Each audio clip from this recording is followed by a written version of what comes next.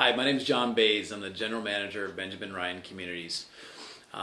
We have gotten a lot of inquiries on our website about our construction techniques. And I wanted to address a couple of the questions today for all of our customers. I have Greg Johnson here, who is our construction manager in charge of all of our houses.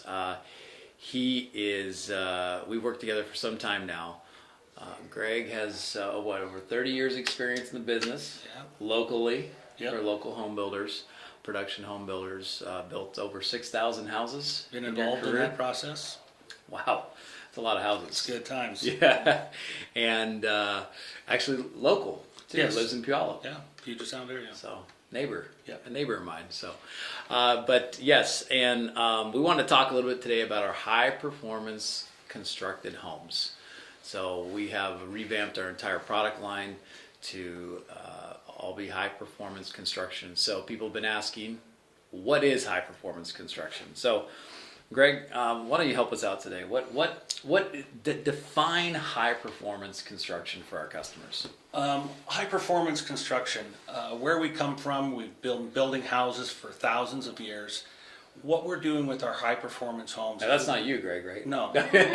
Been around that long. 30. But the ones we built 30 years ago might as well have been 1,000 years ago. It's been a while. We are taking the most advanced construction techniques of the day, and we're using those techniques to build a better home, more efficient, a healthier home. And just in the last 10 years, we've seen an advance in techniques and look at technology that's helped us create these better products. We put a lot of time into it, a lot of effort. It's not easy, but this is one of the things that's really set us apart from other builders. Yeah, even the code changes over the last 5 years have been staggering. I mean, even a home 5 years old is obsolete, really, when it comes to design, energy efficiency, and some of the construction techniques that were used even 5 years ago. Yeah. So it's really amazing.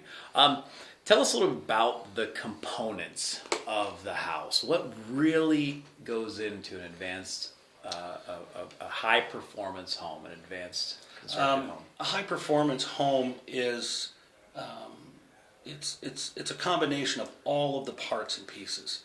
When you think of high performance, you think of something that performs exceptionally well.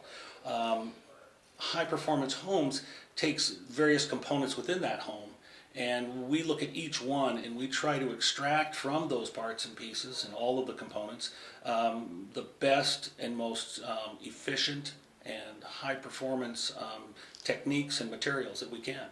So it is made up of a number of things, from framing to our energy efficiency of our wall cavities, how we keep that energy efficiency contained within the wall through drywall and air quality, top to bottom, really. And there's a number of interesting processes that we employ. Mm-hmm.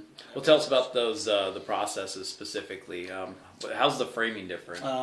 So advanced framing or stacked framing, optimum value engineering.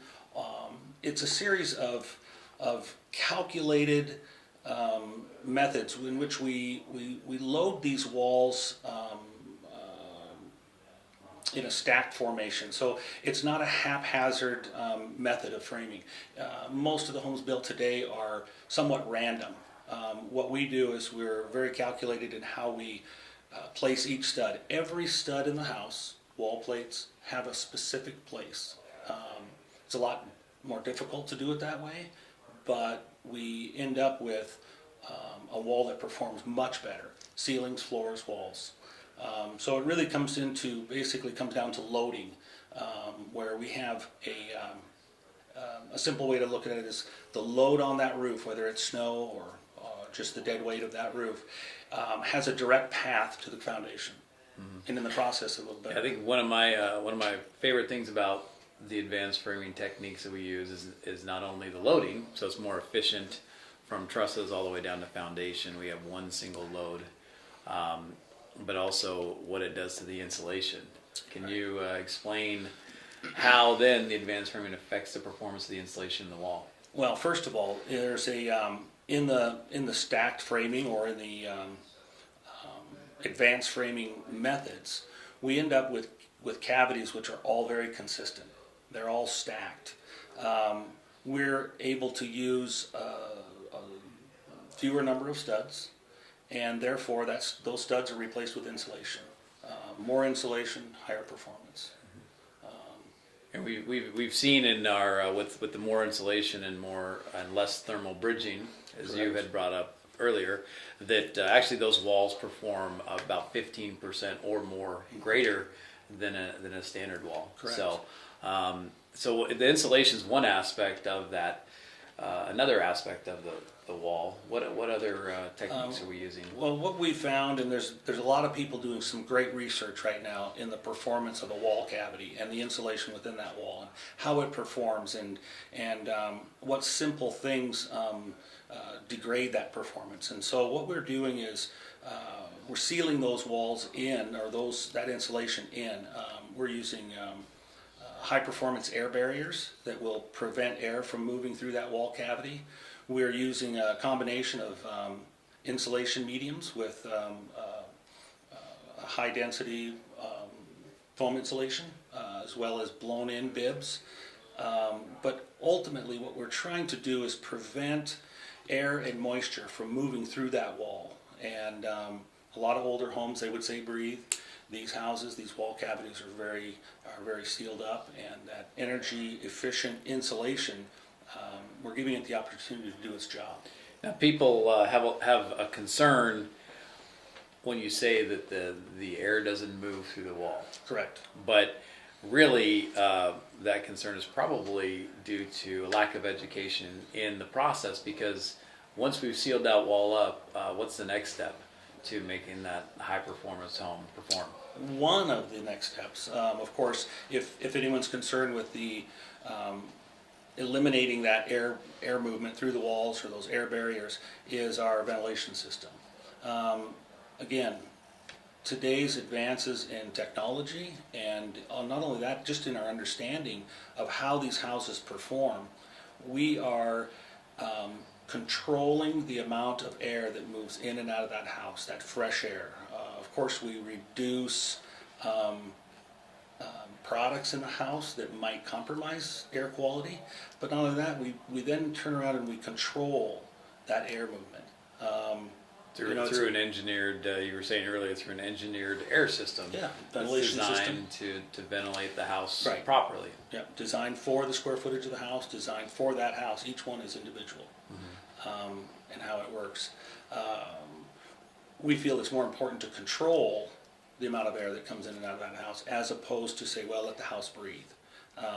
There's nothing wrong with having a really good wall cavity that insulates properly. Well, the other benefit to that is obviously lower energy bills, Correct. which is a very important thing for everybody.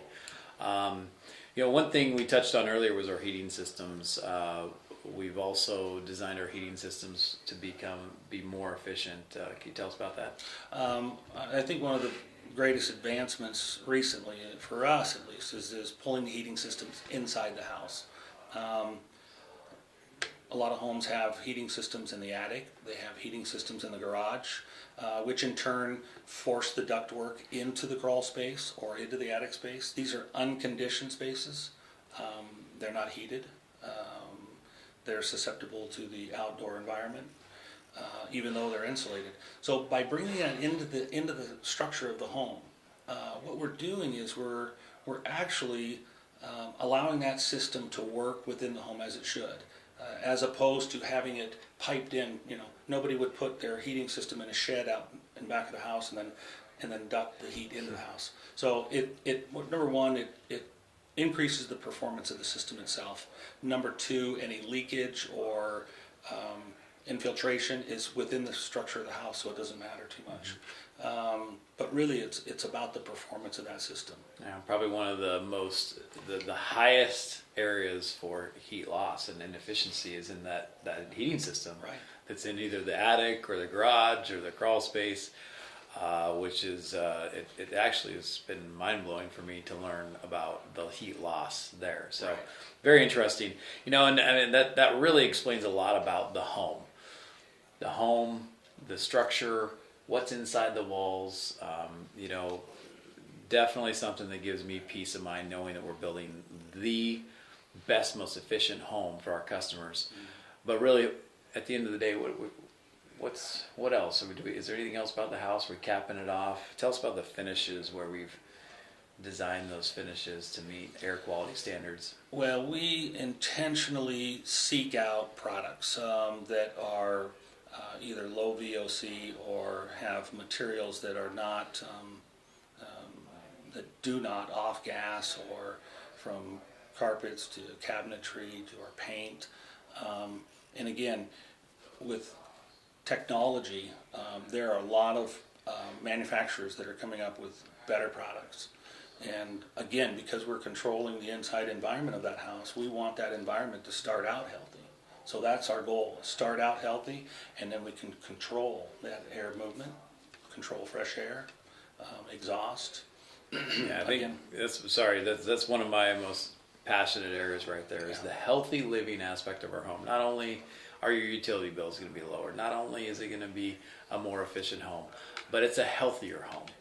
A lot of these products today that can lead to things like asthma and other respiratory problems. And we've really taken the time to shop diligently for those products and really buy the right products that create a healthy environment. Mm-hmm.